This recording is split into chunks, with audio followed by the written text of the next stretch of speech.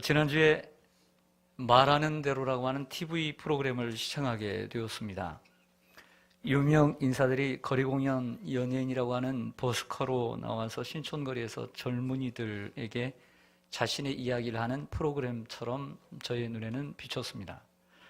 지난주에 나온 게스트 가운데는 조우종 아나운서와 심상정 의원도 있었는데, 그림을 정말 사진처럼 그리는 하이퍼 리얼리즘이라고 하는 극사실주의 화가인 정종원이라고 하는 젊은 화가가 나와서 잠깐 이야기를 하는데 저는 아주 무척 인상이 깊었습니다.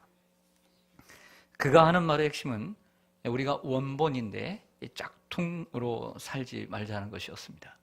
우리가 실제인데 헛으로 살지 말자는 것이 그의 이야기의 핵심이었습니다. 우리는 하나님께서 우리를 지으시고 우리를 아름답게 우리가 세상에 둘도 없는 예술작품으로 만드셨습니다. 그러면서 반짝반짝 빛나는 우리를 만드셨는데 사람들은 복사본으로 살아가는 경우들이 많다는 것이죠. 적어도 한정판은 돼야 되는데 너무나 똑같은 삶을 산다는 것입니다. 사람은 태어나면서 하나님께서 아름다운 존재로 만드셨지만 죄를 지은 이후로 인간은 하나님의 뜻대로 살지 못하고 마귀와 죄의 노예가 되어 내 인생이 아닌 가짜 짝퉁 인생을 살게 됩니다. 그러나 우리 그리스도인들은 예수 그리스도를 구주로 믿고 물과 성령으로 거듭나면서 새로운 피조물, 새로운 사람으로 태어나게 되는 것이죠. 과거에는 그랬다 치더라도 우리가 예수 그리스도를 믿음으로 의롭게 되어서 하나님의 자녀로 거듭난 이상 그리스도인으로서 어떻게 살아야 되는가? 그리스도인이 되었으면서도 불구하고 짝퉁 인생으로 살아서는 안 된다는 생각을 해보게 됩니다. 새롭게 태어난 그리스도인들이 어떻게 사는 것이 내 인생이고 명품 인생인지 오늘 사도행전 마지막 시간을 통해서 생각해 보고자 합니다. 사도 바울이 드디어 로마에 도착했습니다. 여러분, 사도 바울이 로마에 도착하는 것을 아주 간단한 한 줄로 생각하면 안 됩니다. 즉, 이 사건은 모든 기독교 역사뿐만 아니라 세계 역사를 뒤집어 놓는 새로운 신기원이 되는 중요한 터닝 포인트가 되기 때문입니다. 모든 길은 로마로 통한다는 말처럼 당시 로마는 세계의 심장이었습니다. 세계의 정치, 경제, 사회, 문화, 종교, 교통의 중심지였습니다.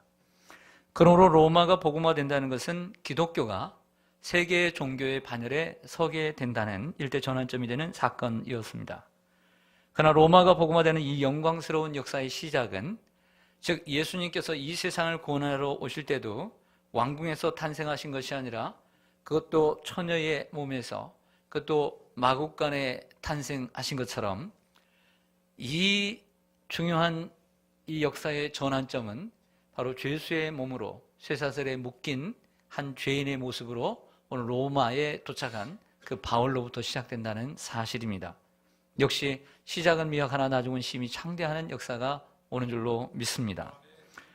오늘 본문은 사도 바울이 로마의 감옥에 있었던 1차 투옥 때 61년에서 63년 동안 그 2년 동안의 기간을 아주 16절에서 31절까지 짧은 한 장도 되지 않는 이 반장의 사이에 누가는 그 2년 동안의 바울의 생활의 현장을 아주 간단하고 명료하게 그리고 집약해서 그 내용만을 추려서 기록해주고 있습니다. 오늘 본문 30절과 31절을 보겠습니다. 마지막 부분의 30절과 31절 보시면 바울이 온 이태는 두 해라는 말입니다. 자기 셋집에 머물면서 자기에게 오는 사람을 다 영접하고 하나님의 나라를 전파하며 주 예수 그리스도에 관한 모든 것을 담대하게 거침없이 가르치더라. 아멘. 저를 보시죠. 오늘 사도행전의 마지막 두 구절은 아주 중요한 내용을 얘기해주고 있습니다. 즉 사도 바울이 언제냐 이거죠. 로마에 있었던 바로 그 기간, 이태라는 것을 가르쳐줍니다. 그리고 두 번째로는 어디서 생활했는가? 셋집에서 생활을 했다라고 얘기합니다. 세 번째는 무엇을 하며 지내는가? 네 번째는 how, 그의 마음의 상태는 어떠했는가를 보여줍니다. 좀 더 자세히 들어가면 바울은 로마에 이태 동안 있었다라고 말을 합니다. 그의 신부는 죄인이었지만 형법상의 죄인이 아닌 종교상의 문제로 왔기 때문에 어떤 그 감옥에 들어가는 수준이 아닌 구금 상태로의 삶을 살았음을 볼 수 있습니다. 그래서 비교적 자유로웠습니다. 그래서 그가 머문 곳은 오늘 30절에 보면 그의 셋집이라고 그랬습니다. 마치 세를 주고 월세를 주고 생활하는 것처럼 들리는 부분입니다. 하지만 완전한 감옥도 아니지만 가택연금처럼 있었고 16절의 말씀처럼 군인들이 순차적으로 돌아가면서 그를 24시간 감시하는 상황이었습니다. 그렇다고 해서 셋집에 사는 동안 편안하고 윤택한 삶을 살았다고 보기에는 어렵습니다. 그는 재판을 기다리는 죄수의 몸이었기에 활동은 제한되었고 24시간 감시를 받았으며 경제적으로는 궁핍했으며 외롭고 괴로운 시간들을 보낼 수밖에 없었습니다. 그리고 그는 이미 나이가 60이 넘은 노쇠한 나이였고 눈은 잘 보이지 않았으며 여러분들이 잘 알다시피 그는 온갖 질병으로 몸이 약한 사람이었습니다. 그러나 바울은 그 2년을 결코 헛되게 허비하지 않고 분주하게 하나님 나라에 대해서 정했다라고 말하고 있고, 그리고 예수 그리스도에 관한 모든 것을 가르쳤을 때 어떻게 가르쳤는가? 담대하게, 그것도 거침이 없이 가르쳤더라. 이것이 사도행전 마지막 9절의 말씀입니다. 중국 고사에 보면 그 거미와 누에의 대화가 있습니다. 거미와 누에의 대화라는 얘기가 있습니다. 거미도 줄을 빼고 그리고 누에도 줄을 빼는 동물, 곤충과 같습니다. 근데 거미는 여러분 잘 아시는 대로 이렇게 거미줄을 쳐가지고 자기의 먹이를 가지고 있지 않습니까? 그래서 하루는 누에에게 이렇게 얘기합니다. 나는 실을 뽑아 그물을 치고 걸려드는 모든 것을 잡아먹는다. 그런데 너는 내가 보니까 내 몸에서 같은 실을 뽑아 고치를 만든 후에 그 고치 속에서 헐헐 날아보기도 전에 그 번데기가 되어 죽으니 참으로 내가 보기에 너는 참 어리석다. 이렇게 비아냥거렸습니다. 그러자 누에가 대답합니다. 내가 내 몸에서 뽑아내는 줄은 사망의 줄이다. 너는 그것으로 주변의 모든 생명을 잡아먹는다. 근데 그리고 너도 죽고 말 것이다.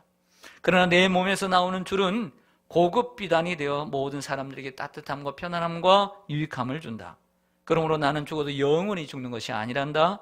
내가 보기에는 어리석고 못난이처럼 보일지 모르지만 나야말로 참으로 행복한 삶을 살고 있단다. 이렇게 얘기를 했습니다. 그렇습니다. 똑같은 실을 뽑아내지만 거미는 죽이는 실, 죽이는 사망의 줄을 뽑아내고 누에는 생명의 줄을 뽑아내는 이러한 삶을 살아가고 있었던 것이죠. 이렇게 생각합니다. 세상적으로 볼 때 사도 바울은 부족함이 없는 사람이었습니다. 좋은 가문에서 태어났죠. 세계 최고의 당대 학문을 공부했습니다. 그리고 그를 잘 본 대제사장이 그에게 수많은 권력과 그리고 명예를 가져다 주었습니다. 사람들은 이쯤 되면 편안한 노후의 삶을 살 수 있도록 편안하게 떵떵거리며 살라고 얘기할 것입니다. 바로 그의 삶은 거미와 같은 삶이 될 수 있었지요. 그러나 그는 자처에서 예수 그리스도의 종, 노예가 되기로 결심을 했습니다. 예수 그리스도의 노예로서의 삶을 살아가면서 종으로서 숱한 선교행을 하면서 고생을 사서 하게 되었습니다. 로마까지, 그리고 로마에 오기 전까지 가이사랴에서 2년 동안 옥살이를 했을 뿐만 아니라 그 바다의 풍랑의 속에서도 하나님이 지켜주시면서도 그 풍랑을 만나 로마까지 와서 로마에서 또 2년 동안 감옥살이를 합니다. 사람들이 볼 때는 그 사도 바울의 인생의 모습은 누에와 똑같습니다. 어떻게 그렇게 어리석게 인생을 사느냐는 거죠. 그 세상의 모든 것을 가지고 있으면서 편하게 살 수 있을 텐데 왜 그처럼 비참하고 어리석게 살고 있느냐라고 사람들은 얘기할 것입니다. 초라하게 보이기 때문이죠.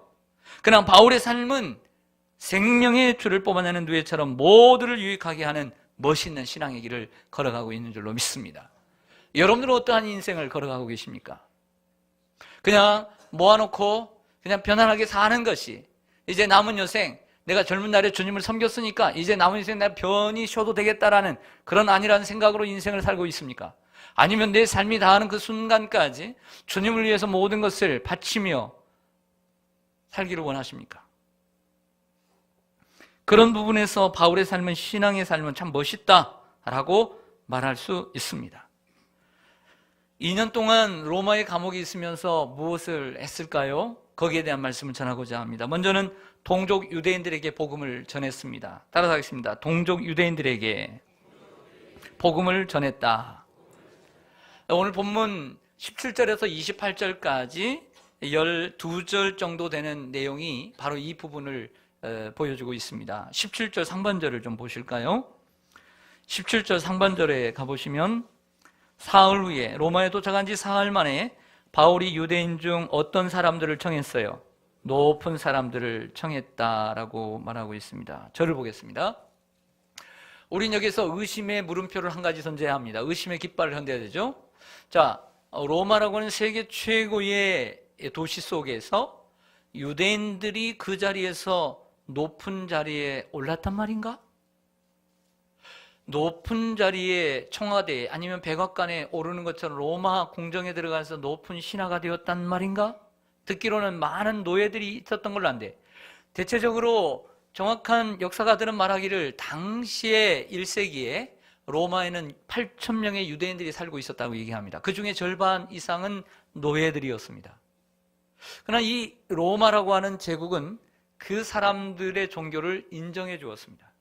그러므로 회당이 생겼습니다. 그리고 로마에서도 그 회당에 지도자들이 세워지게 된 거죠.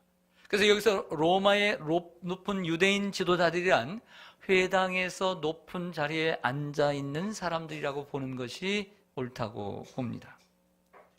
바울은 그들을 불렀습니다. 부른 이유는, 불러서 먼저는 자신이 죄수의 몸으로 쇠사슬에 모여 이 자리에 오게 된 이유, 그 경위를 설명합니다. 몇 년 전에 예루살렘에서 같은 동족 사람들이 내가 예수를 전하는 것으로 인해서, 율법으로 인해서 율법을 어긴다고 생각한 그들이 나를 고소했다. 그러나 로마 사람들이 판결을 해보니까 아무 죄가 없더라는 거예요. 그래서 놓아주려고 했는데, 놓아주려고 하는 바울을 보고 더더욱 힘있게 그 사람은 당연히 사형감에 해당하는 죄인이라고 얘기했습니다. 그러니까 사도 바울이 자처해서 로마 시민권을 가지고 로마의 황제 시저에게 내가 고소하게 되어서 여기까지 오게 되었노라. 한 가지 오해는 하지 말라. 내가 오게 된 것은 그 유대인들을 고발하기 위해서 온 것은 아니다라고 하나의 변명을 더 놓았습니다. 그리고 바울은 그들을 초대한 이유를 밝히면서 자신이 쇠사슬에 매인 것은 이스라엘의 소망 때문인데 이 사실을 로마에 사는 유대인들에게 말하고 싶다는 것이었습니다. 그가 말하는 이스라엘의 소망이 무엇일까요? 내가 너희들에게 말하고 싶은 것은 이스라엘의 소망인데 내가 이 이스라엘의 소망을 너희들에게 말하기 위해서 내가 여러분들을 부른 것이다. 그 두 번째 목적이었습니다.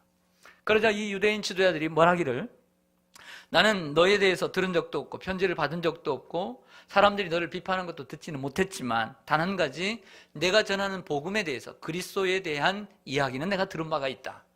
그래서 그 일에 대해서 아주 시끄럽더라. 단 네가 원하니까 우리가 날을 정해서 다시 와서 너의 사상을 듣고자 하노라 라고 하는 긍정적인 답변을 하고 돌아가게 됩니다. 그리고 날을 정한 후에 그들이 자주 찾아오게 되면서 그들에게 하나님의 나라를, 구약의 율법의 모세의 율법과 선지자의 글, 즉 구약 성경을 가지고, 유대인들이니까 당연히 율법을 잘 아니까 그 말씀을 가지고 예수 그리스도에 대하여 가르치게 되었습니다. 결과입니다. 그 결과는 이렇습니다. 오늘 본문 우리가 함께 읽은 23절부터 나오는 이 본문 속에서 보면 양분되었습니다. 그 복음을 듣고 예수를 믿는 사람과 예수를 믿지 않는 사람들로 나눠지게 되었습니다. 그리고 그들 사이에 분쟁이 일어났습니다. 예수가 메시아가 맞다, 이쪽은 메시아가 아니다. 당연히 그렇죠. 그러니까 같이 모이는 사람끼리 시끌시끌 그리고 서로 말다툼을 하게 되었습니다. 그리고 그들을 보내면서 사도 바울이 안타깝게 예수를 믿지 않는, 이렇게 매일 전함에도 불구하고 믿지 않는 그 유대인 지도자들에게 하나님의 말씀인 이사야 6장 10절에서 9절과 10절에 있는 말씀을 인용해서 마지막으로 그들에게 던지는 것을 보게 됩니다. 우리가 논문이나 글을 쓰더라도 보면 그 처음 시작하는 이 칸에서 인용을 할 때는 두세 칸 안으로 들어와서 인용구를 쓰게 됩니다. 마찬가지로 여러분들 가지고 있는 성경 26절, 27절을 보시면 항상 구약에서 인용된 말씀은 이처럼 안으로 들어와서 인용을 하게 되죠. 그래야 표절이, 논문도 표절이 아닌 것처럼 이 말씀을 함께 26절, 27절은 꼭 읽어봐야 하겠습니다. 일러스되 시작. 이 백성에게 가서 말하기를 너희가 듣기는 들어도 도무지 깨닫지 못하며 보기는 보아도 도무지 알지 못하는도다. 이 백성들의 마음이 우둔하여져서 그 귀로는 둔하게 듣고 그 눈은 감았으니 이는 눈으로 보고 귀로 듣고 마음으로 깨달아 돌아오면 내가 고쳐줄까 함이라. 아멘. 이사야 당시 주전 700년 시대에 이사야의 그 간절하고 안타까웠던 마음, 상체를 벌거벗고 다니면서 사람들에게 진정한 구원을 선포했던 그 마음을 가지고 그렇게 복음을 전해도 믿지 않는 사람들을 향한 바울의 마음이 이사야와 같은 마음을 가지고 다시 한번 그 말씀을 인용해서 사람들이 듣기는 들어도 깨닫지 못하고 보아도 믿지 못하고 안타깝다라는 거예요. 안타깝다. 그렇지만 언젠가 하나님께 그들에게 힘을 주셔서 그들이 돌이키면 그들이 믿어지게 되는 날이 올 것이다. 이렇게 이 말을 던져주고 그들을 보내게 되었습니다. 좀 오래된 얘기지만 동경의 제국대학을 나온 이 채필근 박사님이라는 분의 이야기를 잠깐 드릴게요. 그 채필근 박사님은 어려서부터 유교에 심취한 집안에서 태어나 자랐습니다. 아버지 또한 누구보다도 유교에 심취했고 공자를 섬겼습니다. 그래서 이 채필근이라고 하는 어린 아이는 그 어릴 때에 사서삼경과 제자와 백가를 탐독을 했습니다. 그는 그의 나이 14살 때 아버지가 유교를 버리고 개종하여 기독교인이 되었을 때 하염없이 눈물을 흘렸던, 비록 나이 어리지만 유교에 누구보다 심취했던 아주 멋진 아이였습니다. 그런데 눈물을 흘리면서 이렇게 공자님에게 말했다고 합니다. 공자님, 제 아버지는 유교를 옹호하고 기독교를 공격하는 글을 쓰시겠다고 하면서 성경을 읽기 시작했는데 그러다가 그만 불행하게도 예수를 믿게 됐습니다. 성인께서 이단을 공부하면, 이단에 빠졌는데 이단을 공부하면 해롭게 하신다는 것이 이것을 가리킴인 줄 이제 알겠습니다. 그러나 저는 결코 공자님의 도를 저버리지 않기로 맹세합니다. 나이 어린 제가 아버지의 뜻을 거스릴 수 없어서 지금은 아버지를 따라 교회를 다닐 수밖에 없지만 결코 공자님의 도를 배반한 것이 아님을 믿어주시기를 바랍니다. 아버지가 별세하신 후 3년상을 치르고 나면 공자님께로 반드시 돌아오겠습니다. 유교, 공자의 핵심은 효도예요. 효의 구원이 있는 것이 유교예요. 그래서 그 법을 따라, 공자의 법을 따라 아버지에게 3년상을 치르고 돌아오겠다라고 하는 그런 얘기였지요. 얼마나, 인간적으로 볼 때 얼마나 멋져요. 그가 공자를, 유교를 믿었다는 게 멋지다는 얘기가 아니에요. 그런데 이후에 많은 세월이 흘러 공자님 앞에 이런 글을 올렸습니다. 내 아버지는 예수님을 열심히 믿고 봉사하다가 세상을 떠나가셨습니다. 세상을 떠나가신 지 벌써 38년이 지났습니다. 내가 꼭 다시 공자님께로 돌아오겠다고 맹세했던 것을 지킬 수 없게 되어 미안합니다. 그러나 나는 오늘날 공자님께서 살아계신다면 반드시 예수님을 믿게 되리라고 확신합니다. 왜냐하면 예수님은 만왕의 왕이시요 만유의 주이시며 그리고 만 스승의 스승이시요 만 성인의 성인이시니 공자님이나 소크라테스나 석가모니와 같은 성인들도 철인들이라 할지라도 다 그 앞에 무릎을 꿇어야 하고 그리고 그분을 섬겨야 한다고 저는 생각하고 믿기 때문입니다. 라고 말했습니다. 세상에는 두 종류의 사람은 존재합니다. 예수를 믿는 사람과 예수를 믿지 않는 사람. 천국에 갈 사람과 지옥에 떨어질 사람. 들어도 믿음이 없고 들어도 깨닫지 못하고 믿지 않는 사람들이 있습니다. 사랑하는 여러분, 여러분들이 그냥 모아놓은 돈 가지고 장만해준 집 가지고 여러분들이 그냥 사는 것이 아니라면, 그냥 사는 것이 물 흐르듯이 그냥 사는 것이 아니라면, 그리고 진정한 진리를 찾아 거슬리는 삶을, 거슬러 올라가는 삶을 살고 있다면 저는 확신합니다. 여러분들이 예수 그리스도를 믿게 되리라고 확신합니다. 할렐루야. 사람들이 진정한 진리를 찾지 않고 궁구하지 않기 때문에 믿지 않는 것이지, 진정한 진리를 찾으려고 한다면 예수를 믿게 될 줄로 믿습니다. 그리고 이 최필근 박사님의 아버님처럼 유교를 신봉하고 유교를 최고의 종교로 여기려고 성경을 읽다가 예수를 믿게 되어서 그 가족을 구원한 것처럼 우리들에게 제일 필요한 우리의 가족 구원이고 동족 구원이고 우리의 친척과 우리의 일가를 구원하는 일인 줄로 믿습니다. 바울이 이때 동안 로마의 감옥에 있으면서 무엇을 했을까를 오늘 본문은 그렇게 많이 이야기해 놓고 있지 않습니다. 하지만 그렇다고 해서 우리는 여기서 멈출 수는 없습니다.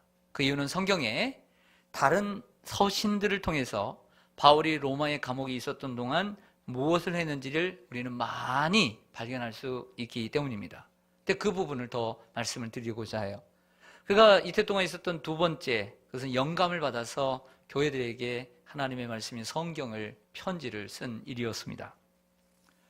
바울이 로마에 1차 투옥된 2년 동안 하나님은 바울에게 영감을 주셨고 교회에 편지를 쓰게 하셨죠. 여러분 잘 아시는 대로 에베소서, 빌립보서, 골로새서, 빌레몬서입니다.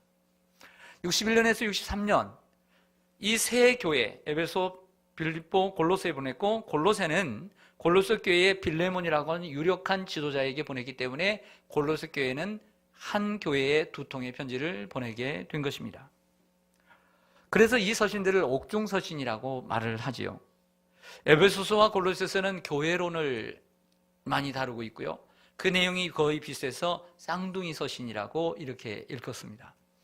빌립보는 유럽의 첫 성이었죠. 그래서 복음을 전했던, 루디아를 통해서 일어났던, 감옥에 들어가서 풀려났던, 감옥의 간수가 예수를 믿게 되는 그 루디아의 집에서 시작된 그 교회, 비록 가난하고 헐벗고 안타까운 그러한 빌립보 성도들이지만 그들에게 기쁨의 노래를 합니다. 기뻐하라. 내가 다시 말하는 기뻐하라. 그래서 기쁨의 서신이에요.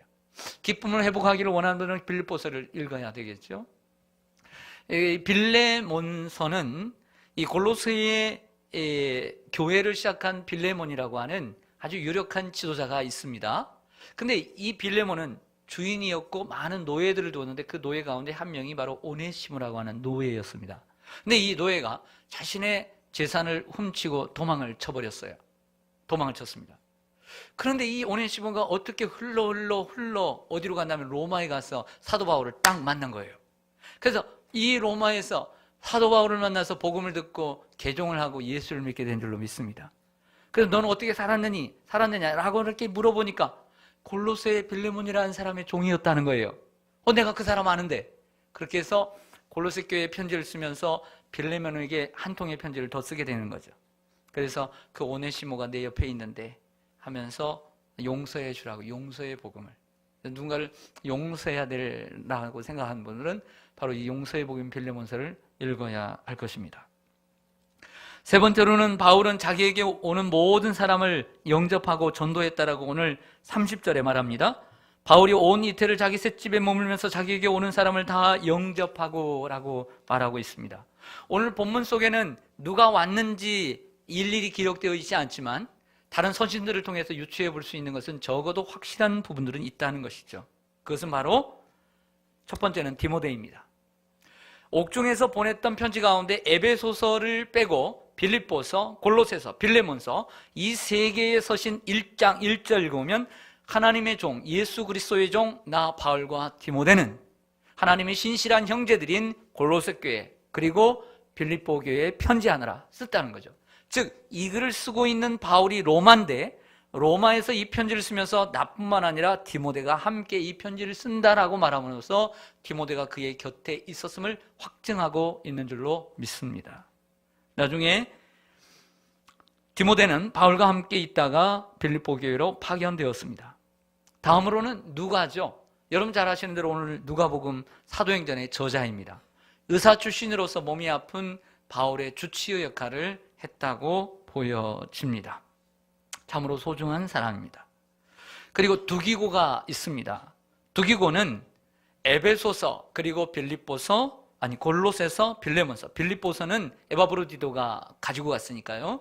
에베소서, 골로새서, 빌레몬서를 직접 배달한 배달부 역할을 했던 사람이라고 그 서신에 나왔으니까 그가 로마에 가서 바울을 만나고 그 편지를 가지고 왔다는 확실한 증거가 되겠지요.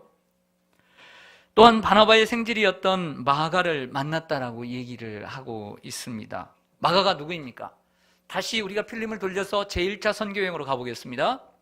제1차 선교여행은 바울과 바나바가 함께 했는데, 바나바가 자기의 조카인 마가를 데리고 함께 생질인 마가를 데리고 그의 고향인 구브로를 지나서 이제 비시디아 안디옥으로 가려고 더베에 도착을 했는데, 그곳에서 어떻게 하냐면 너무나 힘들었어요. 그리고 너무나 곱게만 자란 이 마가 청년이 힘들다고 그냥 도망쳐 가버렸어요. 나중에 돌아와서 바나바는 이 마가와 함께 가자, 그래도 한 번 실수는 봐줘야 된다라고 하니까 바울은 결코 그럴 수 없다, 이런 애 한 번 또 데리고 가면 또 힘들다. 그래서 거기서 격렬하게 싸우다가 찢어져 가지고 바울은 실라와 함께 가고 바나바는 마가와 함께 가지 않았습니까? 그래서 2차 선교여행 때부터는 바울이 이제 단독 지도자가 된 것이죠. 이랬던 마가, 그런데 지금 세월이 30년이 흘러 한 20여 년이 흘러서 어떤 결과가 생겼는가? 그 마가가 나에게 유익하다, 그를 내 곁에 두어라, 이렇게 편지를 하고 있다는 거죠. 사랑하는 여러분, 그래서 이 마가가 사실은 이제 실제적인 이 베드로의 수제자예요. 베드로의 수제자가 되고요, 마가의 다락방의 주인공이 될 뿐만 아니라 우리가 몇 해 전에 우리가 함께 살펴봤던 마가복음의 저자가 바로 마가가 되는 거죠. 사랑하는 여러분, 젊을 때의 실수는 우리가 좀 더 감싸줘야 될 줄로 믿습니다. 사람은 변할 수 있고요. 또 사람의 관계란, 내가 과거에 상처가 이렇게 힘들고 안 좋았다 하더라도 언젠가는 또 좋아질 수 있어요. 그러니까 내가 한번 저 사람은 이렇게 하면 안 되는 거예요. 사람이 어떻게 돌아갈지 몰라요. 그러니까 선을 행하는 것이 필요한 줄로 믿습니다. 모든 사람들에게 선을 행하세요.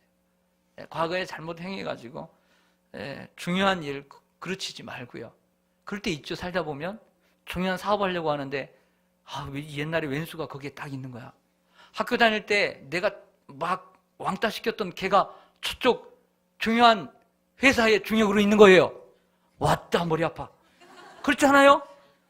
내가 좀 잘해주고 같이 참 친했던 사람이 저 회사에 있어야 되는데 내가 왕따 시키고 내가 때렸던 애가 거기에 나보다 더 똑똑한 애로 있는 거예요.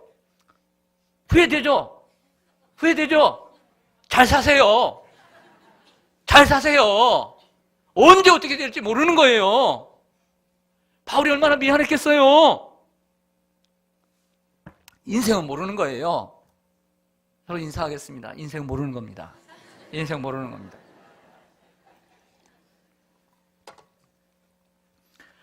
이외에도 빌립보 교회가 보내준 선교금을 받고 그들에게 편지를 보냅니다. 누가 대신 갖다 줍니까? 에바브로데도입니다.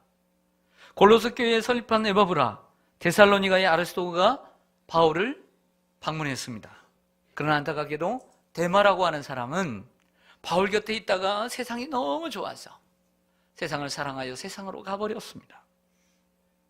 이처럼 여러 사람이 바울 곁에 있었고 바울을 찾아오기도 했고 바울을 떠나가기도 했습니다. 그러한 일들이 2년 동안 있었다는 것이죠.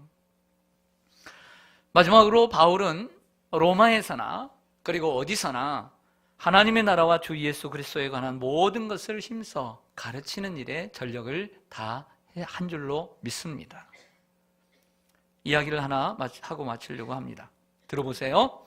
어느 부자가 딸을 데리고 있었는데 그 귀한 딸을 시집을 보내려고 이제 결혼식 날짜를 정했습니다. 어제도 귀한 딸들이 2쌍이나 결혼하지 않았습니까? 주인은 집에서 기르는 모든 동물들을 모아놓고 내 딸을 결혼시키는데 많은 사람들을 초대했다. 그들에게 맛있는 요리를 해주고 싶은데 너희들의 생각은 어떠냐? 그러니까 박수를 치면서 소리를 지르면서 찬성을 했어요. 근데 문제는 여기서부터입니다. 동물들은 일제히 소리를 치고 그리고 찬성을 했는데 주인이 누구를 잡을까 생각하다가 거위를 잡으려고. 왜냐하면 사람들이 거위관을 좋아하니까. 이게 최고급률이니까 내가 거위를 잡아야 되겠다 이렇게 얘기하니까 거위의 얼굴이 새파랗게 질렸습니다. 그러면서 주인님, 저는 큰 알을 낳아드리지 않습니까? 저 조그마한 알을 낳는 닭을 잡으십시오. 그래서 암탉이 이 두 날개를 막 저으면서 저는 매일 성실하게 알도 낳고 아침도 깨워주지 않습니까? 그러면서 저 양을 잡으십시오. 순한 양을. 그러니까 이 순한 양이 갑자기 그 무거운 몸을 바짝바짝 뛰면서 외쳤습니다. 저는 따뜻한 떡을 제공합니다. 말고기는 어떻습니까? 말이 소를 가리키며 말했습니다. 주인님, 저는 주인님이 어디 멀리 갈 때 제가 꼭 있어야 됩니다. 꼭 태워드리고 싶습니다. 잔치에는 뭐니 해도 암소고기가 최고지요. 이번에는 소가 고함을 질렀습니다. 나처럼 열심히 농사를 지어주는 동물이 어디 있겠습니까, 주인님? 그러자 주인의 고민이 점점 깊어갔다는 이야기입니다. 여러분, 동물들은 잔치에는 모두 동의했지만 자신의 희생은 단호하게 거절했습니다. 사람들도 마찬가지입니다. 하나님의 나라를 위해, 하나님의 일을 위해 같이 헌신해야 하고 그리고 열심히 해야 된다는 것은 알지만 네가 해라. 하나님 부르시면 나는 이렇게 해서 바쁘고 나는 이렇게 해서 바쁘고 제가 하게 놔두라고. 이렇게 하지 않습니까? 인생은 그 출발도 중요하지만 끝이 더 중요합니다. 사도 바울이 젊은 날에 다메섹에서 예수님을 만난 후에 복음을 전했습니다. 얼마나 주님을 뜨겁게 만났습니까? 부활의 주님을 만났습니다. 3일 동안 눈이 머는 체험도 하고 눈이 띄어지는 체험도 했습니다. 많은 사람들 고치기도 했습니다. 그 젊은 날에 이렇게 고백합니다. 나의 달려갈 길과 주 예수께 받은 사명, 그 하나님의 은혜의 복음을 증거하는 일에는 나의 생명을 조금도 귀한 것으로 여기지 않겠다. 이렇게 각오까지 했습니다. 젊은 날에. 젊은 날에 누구는 다 합니다. 그러나 세월이 가고 나이가 들어 60이 훨씬 넘은 나이에도 사도 바울이 복음을 향한 열정이 식었어요? 식었나요? 식었나요? 다메섹에서 예수를 만나 예수를 위해 복음을 위해 헌신한 지 30년이 지났음에도 불구하고 바울은 날마다 말씀을 묵상하고 바라보며 배우고 가르치며 전파하는 일에 헌신했습니다. 그는 오직 십자가만을 자랑하는 삶을 살았고 목숨까지 바치는 각오를 하고 이 로마에 와 있습니다. 비록 쇠사슬에 매인바 되었지만 인류의 참 소망 대신 주 예수 그리스도를 온 세상에 전하기 위해 모든 것을 희생할 각오가 되어 있었습니다.